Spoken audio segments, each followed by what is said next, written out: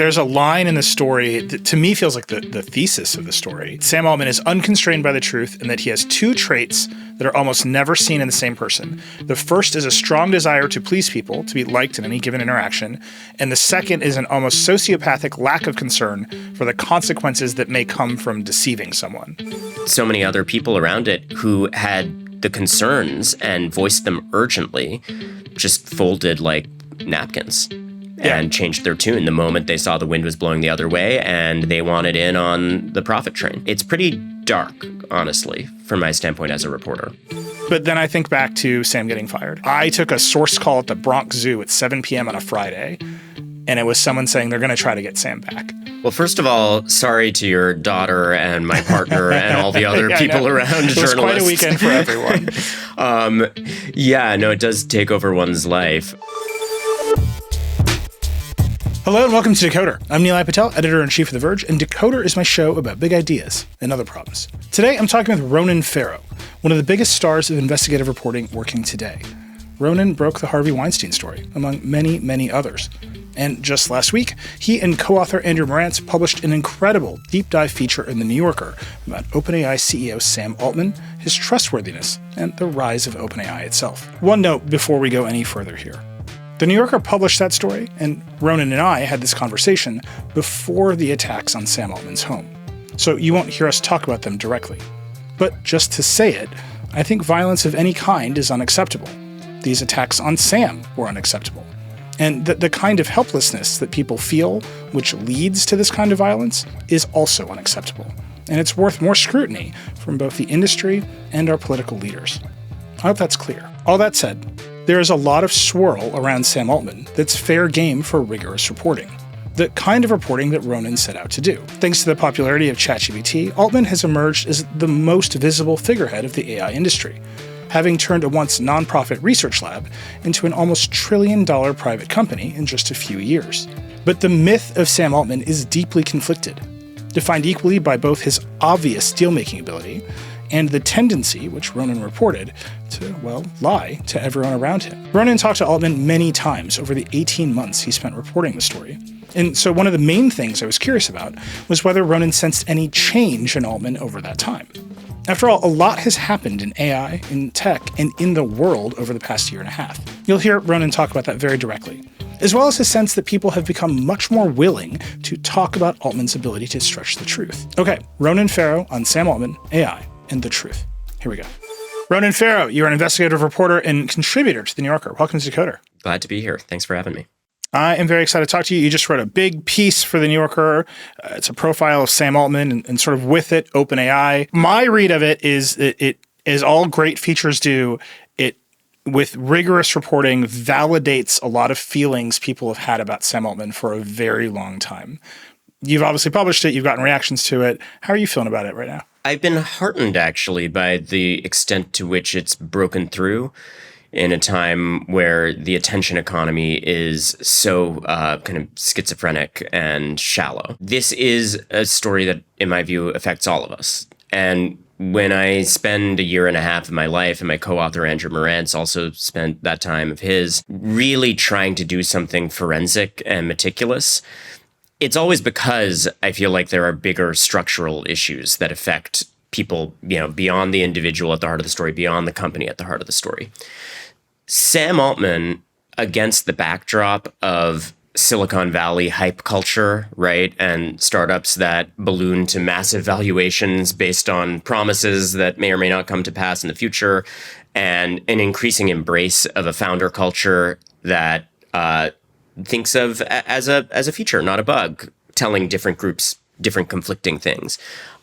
Even against that backdrop, Sam Altman is an extraordinary case where everyone in Silicon Valley who expects those things can't stop talking about this question of his trustworthiness and his honesty. We knew already that he had been fired over some version of allegations of dishonesty or serial alleged lying. But extraordinarily, despite the fact that there's been wonderful reporting, Keach Hagee has done great work on this, Karen Howe has done great work on this, there really wasn't definitive understanding of the actual alleged proof points. and the reasons why those have stayed out of the public eye. Point number one is I feel heartened by the fact that some of those gaps in our public knowledge and even in the knowledge of Silicon Valley insiders have now been filled a little bit more. Some of the reasons that they were gaps have been filled a little bit more. We report on cases where people inside this company really felt like things were covered up or deliberately not documented. One of the new things in this story is that a pivotal law firm investigation by WilmerHale, which is obviously a fancy, credible, big law firm that did investigations of Enron and WorldCom, which, by the way, were all voluminous, like hundreds of pages published. They did this investigation that was demanded by board members that had fired Altman as a condition of their departure when he got rid of them and he came back. And extraordinarily, in the eyes of many legal experts I spoke to, and shockingly, in the eyes of many people in this company, they kept it out of writing. All that ever emerged from that was an 800-word press release from OpenAI that described what happened as a breakdown in trust. And we, confirm that this was kept to oral briefings. There's cases we talk about where, like, for instance, a board member seemingly wants to vote against the conversion from OpenAI's original nonprofit form into a for-profit entity, and it's recorded as an abstention. And there's like a lawyer in the meeting saying, well, that could trigger too much scrutiny. And it gets, the person wants to vote against, and it gets recorded as an abstention to all appearances. There's factual dispute. OpenAI claims otherwise, as you might imagine. But these are all cases, essentially, where you have a company that, by their own account, holds our future in their hands, right? The safety stakes are so acute, they have not gone away. This is the reason this company was founded as a nonprofit focused on safety. And where things were being obscured in a way that, like, credible people around this found less than professional. And you couple that with a backdrop where there's so little political appetite for meaningful regulation. And I think it's a very combustible situation. The point for me is not just that Sam Altman, deserves these questions so acutely. It's that any of these guys in this field, and many of the key figures exhibit, like, if not this particular idiosyncratic alleged lying all the time trait, certainly like some degree of a race to the bottom mentality, right? Where the people who were safetyists have watered down those commitments and everyone is in a race posture. I think the point, as we look at, like, even recent leaks out of Anthropic, is there's a person who poses the question of who should have their finger on the button in this piece. The answer is, like, if we don't have meaningful oversight, I think we got to be asking serious questions and trying to surface as much information as we can about all of these guys. So I've been heartened by what feels like a meaningful conversation about that, or the beginnings of one. The reason I asked it that way is you worked on this for a year and a half. You talked to, I believe, 100 people with your co-author, Andrew. That's a long time for a story to cook. And I think about the last year and a half in AI in particular, and boy, have the attitudes and values of all these characters shifted very quickly. Maybe none more so than Sam Altman, who started off as the default winner because they had released ChatGPT and everyone thought that would just take over for Google. And then Google responded, which seemed to surprise them that Google would try to protect its business, maybe one of the best businesses in tech history, if not business history. Anthropic decided that it would focus on the enterprise. It seems to be taking a commanding lead there because the enterprise users of AI are so high. And OpenAI's product, they're now refocusing away from we're going to take on Google to Codex, and they're going to take on the enterprise. And I just can't quite tell. Over the course of reporting, over the last year and a half, did it feel like the characters you were talking to changed? Like their attitudes and their values, did those change? Yes, I think, first of all, that the critique that is explored in this piece, coming from many people inside these companies at this point, that this is an industry that, despite the existential stakes, is descending into something of a race to the bottom on safety, and where speed is trumping everything else. That concern has grown more acute. And I think those concerns have been more validated as the past year and a half has transpired. Simultaneously, attitudes about Sam Altman specifically have changed. When we started talking to sources for this, people really, really were leery of being quoted about this, going on the record about this. And then by the end of the reporting, you have a body of reporting where people are talking about this very openly and explicitly. And you have board members saying he's a pathological liar, he's a sociopath, a range of perspectives from this is dangerous given the safety stakes, that we need leaders of this tech that have elevated integrity, all the way up to forget the safety stakes. This is behavior that is untenable for any executive of any major company, that it just creates too much dysfunction. So the conversation has become much more explicit in a way that feels maybe belated, but is heartening in one sense. And Sam Altman, to his credit, the piece is very fair and even generous, I would say, to Sam. This is not the kind of piece where there was a lot of gotcha stuff. This is I spent many, many hours on the phone with him as we were finishing this up and really heard him out. And as you can imagine, in a piece like this, not everything makes it in. And some of those cases in this one were because I was listening sincerely. And if Sam was actually making an argument that I felt carried water, that something, even if it was true, could be sensationalist, I really erred on the side of keeping this forensic and measured. I think that is being received rightly. And I just hope this factual record now that's accumulated over this period of time can trigger a more bracing conversation about the need for oversight. That's my next question. I think you talked to Sam a dozen times over the course of reporting the story. Again, that's a lot of conversations over a long period of time. Did you think Sam changed over the course of the reporting over the past year and a half? Yeah, I think one of the most interesting subplots in this is that Sam Altman is also talking about this trait more explicitly than he has in the past. The posture of Sam in this piece is not there's nothing there, this is not true, I don't know what you're talking about. The posture he has is, he says that this is attributable to a people-pleasing tendency and a kind of conflict aversion. He's acknowledging that it caused problems for him, particularly earlier in his career. He is saying, well, I am moving past that, or have to some extent moved past that.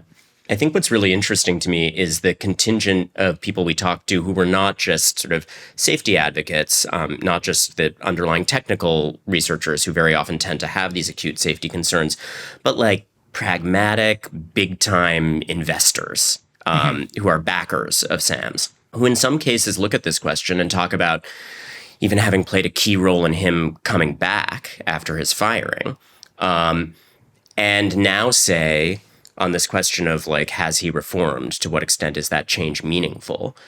Well, we gave him the benefit of the doubt at the time. And I'm thinking of, one prominent investor in particular who said, but since then, it seems clear he wasn't taken out behind the woodshed, was the phrase that this one used, to the extent that was necessary. And as a result, it seems like this is now a stable trait. We're seeing this in an ongoing way. And you can look at some of OpenAI's biggest business relationships and the way they kind of carry the weight of that mistrust in an ongoing way.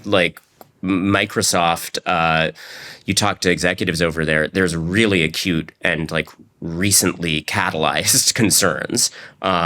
There's this instance where in the same day, OpenAI is reaffirming their exclusivity with Microsoft with respect to underlying stateless AI models, and then announcing a new deal with Amazon that's to do with selling enterprise solutions for building AI agents that are stateful, meaning they have memory. And you talk to Microsoft people and they're like, that's not possible to do without interacting with the underlying stuff that we have an exclusivity deal on. So that's just one of many small examples where this trait has tendrils into ongoing business activity all the time and is a subject of active concern, within OpenAI's board, within OpenAI's executive suite, and in the wider tech community. You keep saying that trait. There's a line in the story that to me feels like the thesis of the story, and it's a description of the trait you're describing. It's that Sam Altman is unconstrained by the truth and that he has two traits that are almost never seen in the same person. The first is a strong desire to please people, to be liked in any given interaction, and the second is an almost sociopathic lack of concern for the consequences that may come from deceiving someone. I have to tell you, I read that sentence 500 times, and I tried to imagine always saying what people wanted to be liked and then not being upset when they felt lied to. And I could not make like my emotional state understand how those things can exist in the same person. As you've talked to Sam a lot, you've talked to people that have experienced these traits. How does he do it? Yeah, it's interesting on a human level because I do approach bodies of reporting like this with a real focus on humanizing whoever's at the heart of it and like seeking deep understanding, right, and empathy. When I kind of tried to approach this from a more human standpoint and say, hey, like this would be devastating for me if so many people that I've worked with said I'm a pathological liar. How do you carry that weight? Like, how do you talk about that in therapy? What is the story you tell yourself about that? I got some sort of, in my view, maybe like West Coast platitudes about like, yeah, I like breath work. But not a lot of the kind of bracing sense of deep self-confrontation that I think a lot of us would probably have if we were seeing this kind of feedback about our behavior and our treatment of people. And I think that actually goes to the broader answer to the question too. Sam asserts basically that this trait has caused problems, but also that it's part of what's empowered him to accelerate OpenAI's growth so much that, he is able to unite and please essentially different groups of people. He's constantly convincing all of these conflicting constituencies that what they care about is what he cares about. And that can be a really useful skill for a founder. I've talked to investors who then say, well, maybe it's a less useful skill for actually running a company because it sows so much discord. But on the Sam personal side, I think the thing that I pick up on when I try to connect on a human level on this, the apparent lack of like deeper confrontation and reflection and self-accountability also informs that, whether you want to call it a superpower or a liability for a company preparing for an IPO. He is someone who, in the words of one former board member, there's this former board member named Sue Yoon, who's on the record in the piece saying that to the point of fecklessness is the phrase she uses. He really believes the shifting reality of his sales pitches, or is able to convince himself of them, or at least if he doesn't believe them, it is able to, bluster through them without like meaningful self-doubt. I think the thing that you're talking about, where you or I might, as we're saying the thing and realizing that it conflicts with the other assurance we've made, kind of have a moment of freezing up or checking ourselves. I think that doesn't happen with him. Yeah. And, there's a wider Silicon Valley hype culture and like founder culture that kind of embraces that. It's funny. The Verge is built on what amounts to a product reviews program. Like it's the heart of what we do here. I hold $1 trillion of Apple R&D once a year and say this phone is a 7, and it sort of legitimizes all of our reporting and our opinions elsewhere, right? We have an evaluative function, and we spend so much time just looking at the AI products and saying, do they work? And that feels missing from a lot of the conversation about AI as it is today. There's endless conversation about what it might be able to do, how dangerous it might be. And then you drill down and you say, does it actually do the thing it's supposed to do today? And in some cases, the answer is yes. But in many, many cases, the answer is no. And that feels like it connects to the hype culture you're describing, and also to the sense that, well, if you say it's going to do something and it doesn't and someone feels bad, that's fine because we're on to the next thing. Like that's in the past. And in AI in particular, Sam is so good at making the grand promises, right? Just this week, I think the same day as your story published, OpenAI released a policy document that said we have to rethink the social contract and have AI efficiency stipends from the government. And this is a grand promise. about how some technology might shape the future of the world and how we live. And all of that relies on the technology working in exactly the way that maybe it's promised to work or it should work. Did you ever find Sam doubting AI turning into AGI or superintelligence or getting to the finish line? Because that's the thing that I wonder about the most. Is there any reflection about whether this core technology can do all of the things that they say it can do? It's exactly the right set of questions. There are credible technologists that we spoke to in this body of reporting, and obviously Sam Altman is not one, right? He's a business person, who say the way that Sam talks about the timeline for this tech is just way off. There's blog posts going back a few years where Sam is saying we've already reached the event horizon. AGI is like basically here. Super intelligence is around the corner. We're going to be on other planets. We're going to be curing all forms of cancer. Like truly, I'm not, embellishing. The cancer one is actually interesting. Sam is hyping up the person who theoretically cured their dog's cancer with ChatGPT, and that simply did not happen. They talked to ChatGPT, and that helped them guide some researchers that actually did the work. But the one-to-one, this tool cured this dog is not actually the story. I'm glad you raised that because I want to go on to this bigger point about, when is both the potential and the risk of the technology really going to vest. But it's worth mentioning these like little asides constantly that happen from Sam Altman, where he seems to embody this trait all over again. I mean, to use the example of the WilmerHale report, where we had this information that it had been kept out of writing and wanted to know, was the oral brief along the way given to anyone other than the two board members Sam helped install to oversee it.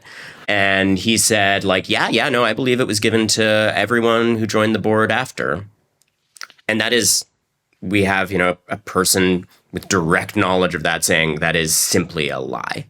And that really does appear to be the case, that is untrue, and if we want to be generous, perhaps he was misinformed.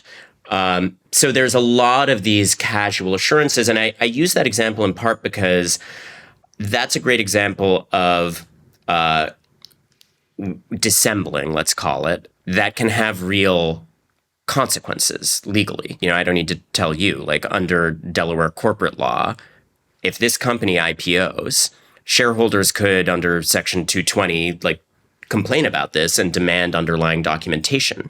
There's already board members saying, well, wait a minute, that briefing should have happened. So these things that seem to jump out of his mouth all the time, they can have real market moving effects, real effects for this company, and bringing it back to the kind of utopian hype language that's resurfaced, I think, not coincidentally, on the day this piece came out, also effects for all of us, because the dangers are so acute, with respect to the way it's being deployed in weaponry, with respect to the way it's being used to identify chemical warfare agents, the disinformation potential, because of the way in which the utopian hype does seem to be prompting a lot of credible economists to say this has all the signs of a bubble. Even Sam Altman has said, someone's going to lose a lot of money here. That could really crater a lot of American and global economic growth if there's a true puncturing of a bubble involving all of these companies doing deals with each other, going all in on AI while borrowing so heavily.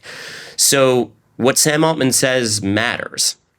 And I think the preponderance of people around him, you mentioned we talked to more than 100. It was actually well over 100. We had a conversation at the finish line where it's would it be too petty to say it's this much higher number? And we were let's downplay.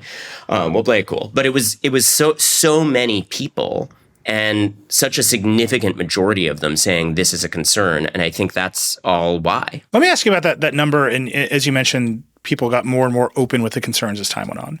It feels like the pressure around the bubble, the race to win, to pay off all this investment, to emerge as the winner, to IPO, that has changed a lot of attitudes. It certainly created more pressure on Sam and OpenAI. We published a story this week just about the vibes at OpenAI. Your story is a part of it, but massive staffing changes in the executive ranks at OpenAI. People are coming and going. The researchers are all headed away, largely to Anthropic, which I think is really interesting. you can just see this company is feeling the pressure, and it is responding to that pressure in some way. But then I think back to Sam getting fired, and very memorable. This is just memorable for me. It's memorable for no one else. But I took a source call at the Bronx Zoo at 7 p.m. on a Friday, and it was someone saying they're going to try to get Sam back. And then we spent the weekend chasing that story down. And I was just like, I'm at the zoo. Like, what do you want me to do here? And the answer was stay on the phone. Well, my daughter was like, get off the phone. And like, that's what I did. It was ride or die to get Sam back. That company was like, no, we're not letting the board fire Sam Altman. The investors, they're quoted in your piece. We went to war, I think is the Thrive Capital position, to get Sam back. Microsoft went to war to get Sam back. It's later, and now everyone's like, we're going to IPO. We got to the finish line. We got our guy back, and he's going to get us to the finish line. We're concerned he's a liar. Why was it war to get him back then? Because it doesn't seem like anything has actually changed, right? You talk about the memos that Ilya Sutskever and Dario Amodei kept while they were contemporaries of Sam Altman. Ilya's number one concern was Sam is a liar. None of that has changed. So why was it war to bring him back then? And now that we're at the finish line, it seems like all the concerns are out in the open. Well, first of all, sorry to your daughter and my partner and all the other people around journalists. It was quite a weekend for everyone. It does take over one's life. And this story definitely has mine over the last period of time. It actually relates to this theme of journalism and access to information, I think. The investors that went to war for Sam and all played roles in making sure he came back, and the board that had been specifically designed to protect a nonprofit's mission to put safety over growth and to fire an executive if they couldn't be trusted with that. Them going away. That was all because, yes, the market incentives were there, right? Sam was able to convince people, well, the company's just going to fall apart. But the reason he had support was lack of information. Those investors, in many cases, now say, I look back and I think I should have had more concerns if I had known fully what the claims were and what the concerns were. Not all of them. Opinions vary, and we quote a range of opinions. But there are significant ones who were acting on very partial info. The board that fired Sam was, in the words of one person who used to be on the board, very JV. And they fumbled the ball hard. And, we document the underlying complaints, and people can decide for themselves whether it accumulates into the kind of urgent concern they felt it was. But that argument and that information was not being presented. They received what some of them now acknowledge as bad legal advice. To describe it, you'll remember the quote. Probably a lot of your listeners and viewers will remember the quote. A lack of candor was what it was reduced to. And then they essentially wouldn't take calls. They would not take calls. I'm sure you tried. Everyone I know tried. And it was like, it got to the point where, as a journalist, you're not supposed to give your sources advice. But I was like, this will go away if you don't start explaining yourself. And that's what happened. And so you had, forget journalists like Satya Nadella saying what the hell happened? I can't get anyone to explain to me. And that's the company's major financial backer. And then you have Satya calling Reid Hoffman and Reid calling around and saying, I don't know what the fuck happened. And they're understandably in that void of information looking for the traditional non-AI indicators that would justify such an urgent, sudden firing. Was it sex crimes? Was it embezzlement? And the entire subtle, but I think meaningful argument that this tech is different and that this kind of a steady accumulation of smaller betrayals actually could have meaningful stakes, both for this business and maybe for the world, that was really largely lost. And so, capitalist incentives won out, but also the people who made it win out were not always operating with complete information. I want to just ask about the what everyone thought it was aspect for one moment, because I certainly saw the news and I said, oh, something bad must have happened. You've done a lot of Me Too reporting. Famously, you broke the Harvey Weinstein story. You spent a lot of time reporting on these claims that I think you decided were ultimately unfounded, that Altman had sexually assaulted minors or hired sex workers or even murdered an OpenAI whistleblower. Did you, I mean, you are the person who can report this stuff the most rigorously. Did you decide that came to nothing? Well, look, I'm not in the business of saying something has come to nothing. What I can say is I spent months looking at these claims and did not find corroboration for them. And it was striking to me that, these guys, these companies who have so much power over our futures truly are spending a disproportionate amount of their time and resources in a childish mud fight. It's one executive describes it as Shakespearean. It's like the amount of private investigator money, the opposition dossiers being compiled. It's relentless. And the unfortunate thing is that the kind of salacious stuff, which gets parroted by Sam's competitors as just assumed fact, right? There's this allegation that he, pursues underage boys, and at many cocktail parties in Silicon Valley, you hear this, and like on the conference circuit, I've heard it repeated by like credible, prominent executives. Like everybody knows this is a fact. I talk about where this comes from, right? The various vectors by which it's transmitted. Elon Musk and his associates seemingly pushing like really hardcore dossiers that kind of amount to nothing. They're vaporous when you actually start to look at the underlying claims. The sad thing is that it really obscures the more evidence-based critiques here that I think really deserve urgent oversight and consideration. The other theme that really comes through in the story is almost a sense of fear that Sam has so many friends, he's invested in so many companies from his previous role as CEO of Y Combinator just to his personal investing, some of which is in direct conflict with his role as CEO of OpenAI, that there's silence around him. There's one thing that's really struck me. You describe Ilya Sutskever's memos, and they're just out in Silicon Valley, and everyone calls them the Ilya memos. But there's even silence around that, right? They're passed around, but they're not discussed. Where do you think that comes from? Is it fear? Is it a desire to get angel investment? Where does that come from? I think it's a lot of cowardice, I'll be honest. Having reported on national security stories where the sources are, whistleblowers who stand to lose everything and like face prosecution, and they still do the right thing and talk about things to create accountability. I've worked on, the sex crimes related stories that you mentioned where sources are deeply traumatized and fear like a very personal kind of retribution.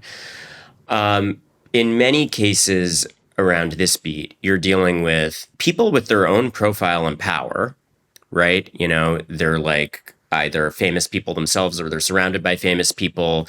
They have robust business lives. And in my view, it is actually like very low exposure for them to talk about this stuff. And thankfully, like the needle is moving, as we talked about earlier, and people are now talking more.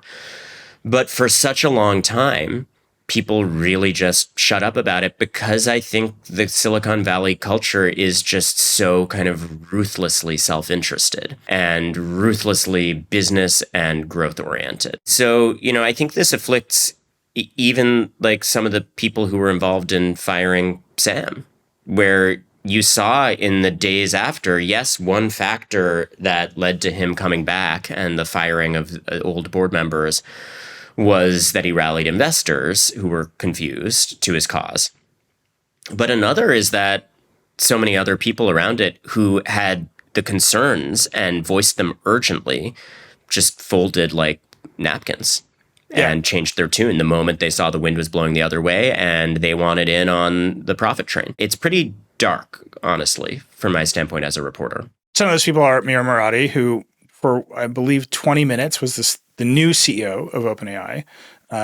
She was then replaced. It was a very complicated sort of dynamic, and obviously Sam came back. The other person is Ilya Sutskever, who was one of the votes to remove Sam, and then he changed his mind, or at least said he changed his mind, and then he left to start his own company. Do you know what made him change his mind? Was it just money? Well, and to be clear, I'm not singling those two out. There's also, there's other board members who were involved in the firing who also fell very silent after. I think it's like a wider collective problem. These are in some cases, people who had the moral fiber to sound alarms and take radical action. And that is to be commended. And that's how you assure accountability. And that could have helped a lot of people who are affected by this technology. It could have helped an industry to remain more safety focused meaningfully.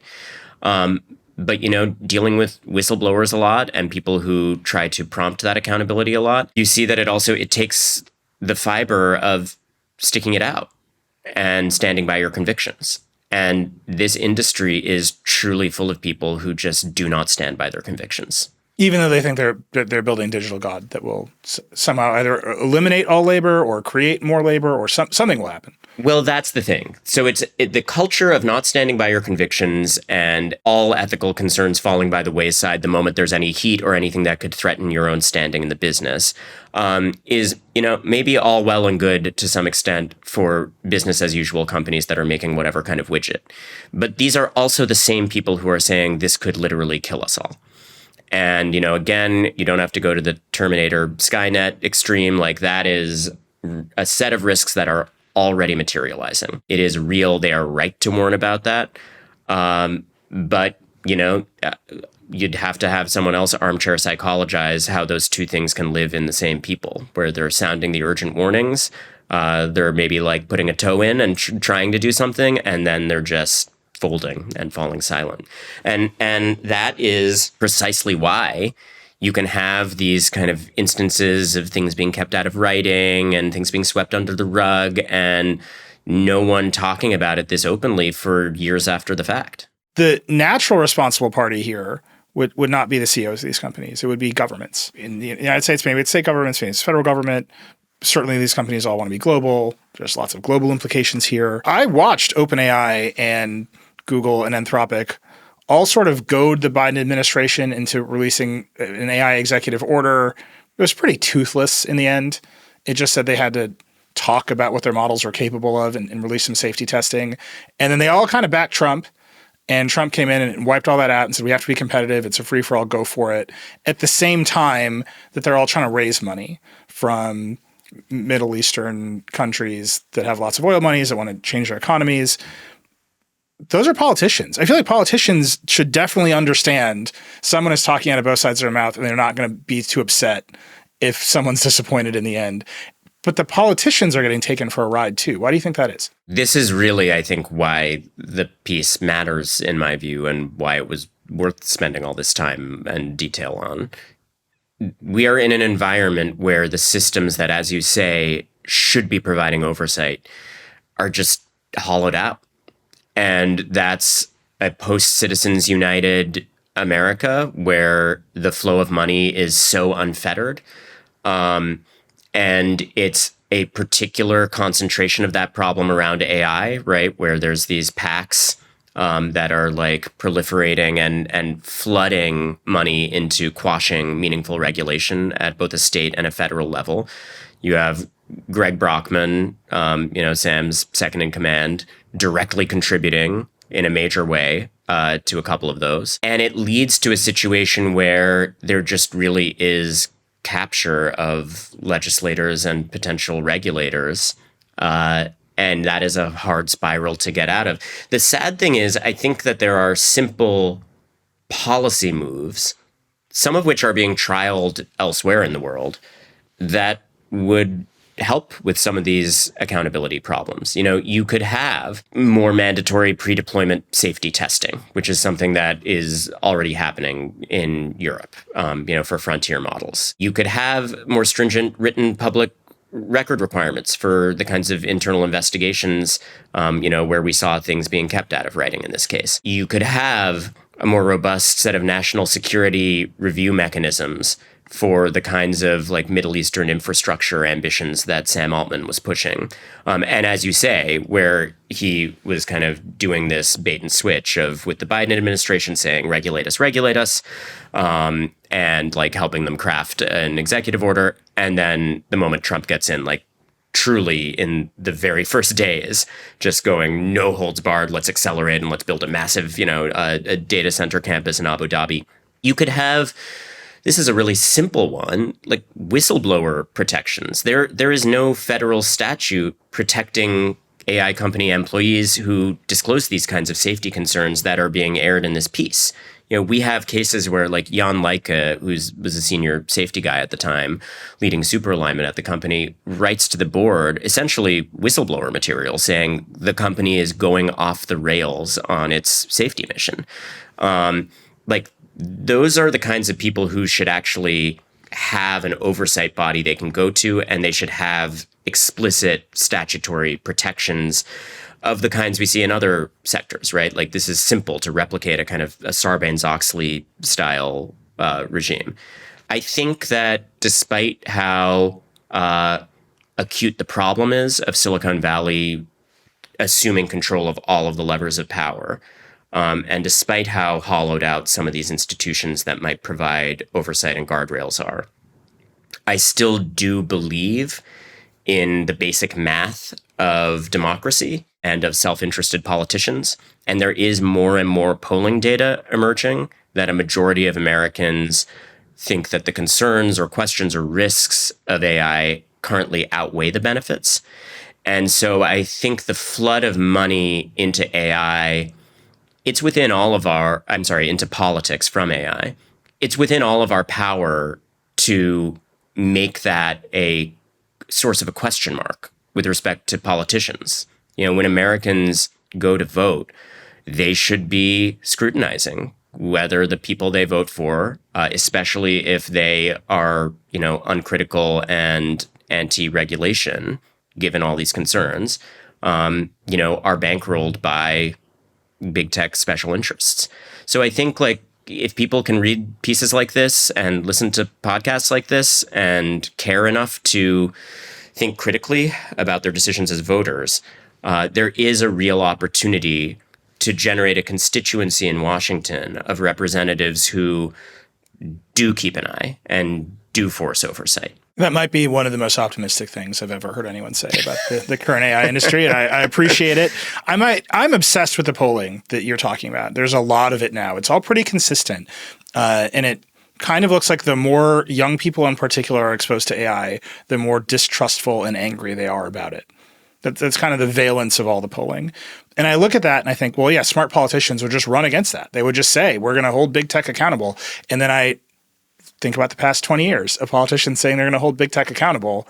And I'm struggling to find even one moment of big tech being held accountable. And the only thing that makes me think this might be different is, well, you actually have to build the data centers. And you can vote against that. And you can petition against that, and you can protest against that. I think there's a politician who just had their house shot at because they voted for a data center. The tension is reaching, I would call it, a fever pitch. You've described the insularity of Silicon Valley, right? This is a closed ecosystem. It feels like they think they can run the world, right? They're putting a ton of money into politics, and they are running up against the reality of people don't love the products, which doesn't give them a lot of cover. Right? The more they use the products, the more upset they are.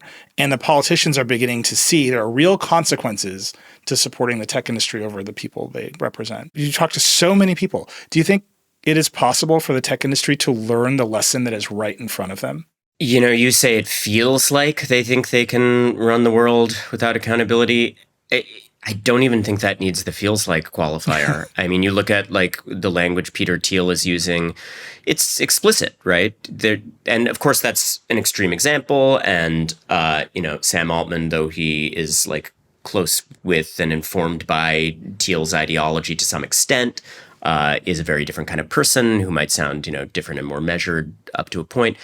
But I do think like the wider ideology that you get from Thiel, which is basically like, we're done with democracy. We don't need it anymore. We have so much that we kind of just want to like build our own little bunkers. We're not dealing with the Carnegies anymore or the Rockefellers anymore, where they're bad guys, but they're, they feel they need to participate in a social contract and build things for people. There's a real nihilism that's set in. And I do think it's just been like a mutually reinforcing spiral in recent American history of moguls and private companies acquiring supragovernmental power while democratic institutions that might hold them accountable are hollowed out. And I do not feel optimistic about the idea that those guys might just wake up one day and think like, actually, maybe we do need to participate in society and help build things for people. I mean, you look at like the little microcosmic example of the Giving Pledge, where, there was a moment where it was seemly to be charitable. And that moment is now like past and even kind of ridiculed. That is a problem, the broader problem of lack of accountability that I think can only be solved extrinsically. That has to be voters mobilizing and like resurrecting the power of government oversight. And you're exactly right to say that the main vector through which people could maybe achieve that is like it's local. It's to do with where infrastructure is being built. And you mentioned some of the like white hot tension around this that's leading to violence and threats. And obviously, like nobody should be violent or threatening. But I'm also not here to make specific policy recommendations other than to just present like these are some of the policy steps that seem basic and are working elsewhere in the world, right? Or that have worked in other sectors. I'm not here to say which of those should be executed and how. I do think something needs to happen, and it needs to be external, not just trusting these companies. Because right now we have a situation where the companies that are developing the tech and are equipped best to understand the risks, and in fact are the ones warning us of the risks, are also the ones with nothing but incentive to go fast and ignore those risks. And you just don't have anything to counterbalance that. So whatever form reforms might take in terms of specifics, something has to run up against that. And I do still return to that optimism that the people still matter. I generally buy your argument. Let me just make the one tiny counter argument that I think I can articulate. The other thing that could happen outside of the ballot box is that the bubble pops, right? That not all these companies get to the finish line, that there isn't product market fit for consumer AI applications. And again, I don't quite see it yet, but I'm a consumer tech reviewer and maybe I just have higher standards than everybody else. There is product market fit in the business world, right? Having a bunch of AI agents write a bunch of software seems to be a real market for these tools. You can read the arguments from these companies saying we've solved coding and that means we can solve anything. If we can make software, we can solve any problems. I think there are real limits to the things software can do. That's great in the business world. Software can't solve every problem in reality. But they got to get there. They got to finish the job, and maybe not everybody makes it to the finish line. And there is a crash, and this bubble pops, and maybe OpenAI or Anthropic or XAI, one of these companies fails, and all this investment goes away. OpenAI is right on the cusp of an IPO. There's a lot of doubts about Sam as a leader. Do you think they're going to make it to the finish line? I'm not going to prognosticate, but I think you raise an important point, which is market incentives do matter internally to Silicon Valley. And the precarity of the current, maybe potentially allegedly bubble dynamics do stand to interrupt the, again, potentially, according to critics, race to the bottom on safety. I would also add to that, if you look at historical precedents where there's a similarly seemingly impenetrable set of market incentives and potentially deleterious effects for the public, there's impact litigation. And you see that as an area of concern lately. Like Sam Altman is out there this week endorsing legislation that would shield AI companies from some of the types of liability that OpenAI has been exposed to, right? In wrongful death suits, for instance. Of course, there's a desire to have that shield from liability. I think that the courts can still be a meaningful mechanism. And it'll be really interesting to see how these suits shape up. You already saw, for instance, the class action suit, actually, of which I and many, many other authors I know are members against Anthropic for their use of books that were under copyright. If there are, smart legal minds and plaintiffs who care, we just have seen historically in cases from big tobacco to big energy that you can also get some guardrails and some incentives to slow down or be careful or protect people that way. It does feel like the entire cost structure of the AI industry hangs on a very, very charitable interpretation of fair use doesn't come up enough, right? The cost structure of these companies could spiral out of control if they have to pay you and everyone else whose work they've taken. But that it's inconvenient to think about, so we just don't think about it. Right next to that is all of these products are now running at a loss. Like currently today, they're all running at a loss. They're burning more money than they can make. At some point, they have to flip the switch. Sam is a businessman, right? As you've mentioned several times, he's not a technologist. He's a business person. Do you think he's ready to flip the switch and say, we're going to make $1? Because when I ask, do you think OpenAI is going to make it? They got to make $1. And so far, Sam has made all of his dollars by asking other people for their money instead of having his companies make money. Well, that's a big lingering question, for Silicon Valley, for investors, for the public.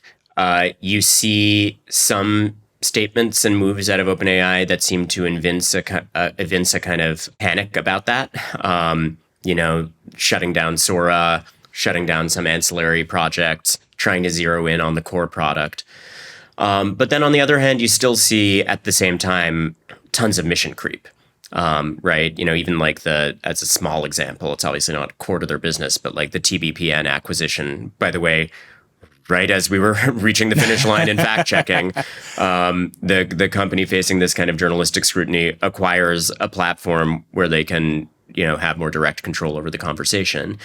I think that there's a lot of investors that are concerned, based on the conversations I've had, that this problem of promising all things to all people also extends to this lack of focus in the core business model. And I mean, you're closer to the kind of prognosticating and watching the market than I am, probably. I'll leave you and I'll leave the listeners to be the judge of whether they think OpenAI can flip the switch. Well, I asked the question because you've got a quote in the piece from a senior Microsoft executive, and it is that Sam's legacy might end up more similar to Bernie Madoff or Sam Bankman-Fried than Steve Jobs. That is quite a comparison. What did you make of that comparison? I think that's a paraphrase. The Steve Jobs thing isn't part of that quote. But yes, there is this extraordinary comparison to, I think it's actually, there's an interesting sort of sobriety to it because it's phrased as like, I think there's a small but real chance that he winds up being an SBF or a Madoff level scammer. Meaning, to my mind, not that Sam is being accused of those specific types of fraud or crimes, but that the degree of dissembling and deception from Sam may have a chance of ultimately being remembered at that scale. I think what's most striking about that quote, honestly, is that, you call around at Microsoft and you don't get a that's crazy, we've never heard that. You get a lot of yep, a lot of people here to think that, which is remarkable. And I think it does go to these nuts and bolts business questions, that there are investors who say, one told me, for instance, look, in light of the way in which this trait has persisted in the years after the firing, this was also I thought an interesting, sober thought, that it's not necessarily that Sam should be at the absolute bottom of the list, should be the lowest of the low in terms of the people that absolutely must not build this technology. For what it's worth, there's several people who say Elon Musk is that person. Yeah. But that this trait puts him maybe at the bottom of the list of people that should build AGI, and beneath several other leading figures in this field. So I thought that was an interesting appraisal, and that's the kind of thinking I think that you get from the real pragmatists who maybe aren't buying into the safety concerns as much. They're just growth oriented, and they think that OpenAI now has a problem with Sam Altman. The Microsoft piece of it is really interesting. That company thought they were on top of the world, that they had made this investment and they were going to leapfrog everyone, especially and most importantly Google, back into consumer good graces, and the level to which they feel burned by this adventure. This is a very soberly run company. I don't think can be overstated. You mentioned the characters and the personality traits. I want to end here with a question from our listeners. I said on our other show, The Vergecast, that I was going to be talking to you, and I said, if you have questions for Ronan about this story, let me know. So we have one here that I think ties in neatly with what you're describing. I'm just going to read it to you. How do the justifications for bad behavior, cutthroat actions of Altman and other AI leaders differ from the justifications Ronan has heard from other high-profile leaders in politics and media? Don't they all justify their actions by saying this is how the world gets changed? If I don't do this, someone else will. Yeah, there's a lot of that going around. I would say what is distinctive to AI is that the existential stakes being so uniquely high means both the statements of risk are extreme, right? You have Sam Altman saying this could be lights out for all of us. And also the kind of, critics might say mania that the questioner is referring to is extreme. The thing that Sam accused Elon of on the record, that maybe he wants to save humanity, but only if it's him. The kind of ego component of wanting to win, which is a framing Sam uses all the time, that this is one for the history books, this could change everything. And therefore, even above and beyond the you got to break a few eggs mindset of most Silicon Valley enterprises, there is, in the minds of some figures leading AI, I think, a complete rationalization for any and all fallout. And, forget breaking eggs. I think a lot of the underlying safety researchers would say, potentially risking breaking the country, breaking the world, breaking, millions of people whose jobs and safety hang in the balance. That's what's unique about it. And that's where, I close reflecting on this body of reporting, really believing this is about more than Sam Altman. This is about an industry that is unconstrained and a spiraling problem of America being unable to constrain it. Well, we had some optimism in there, but I think that's a good place to leave it. There's a lot. And on a downbeat. Of course. That's every great story, really. The Musk-Altman trial is upcoming. I think we're going to learn a lot more here. I suspect I will want to talk to you again. Ronan Farrow, thank you so much for being on Decoder. Thank you. I'd like to thank Ronan Farrow for taking the time to join Decoder, and thank you for listening. I hope you enjoyed it. If you'd like to let us know what you thought about this episode, or really anything else at all, drop us a line. You can email us at decoder@theverge.com. We really do read all the emails. Or you can hit me up directly on Threads and Blue Sky. If you like Decoder, please share it with your friends and subscribe wherever you get your podcast. Decoder is a production of The Verge and part of the Vox Media Podcast Network. We'll see you next time.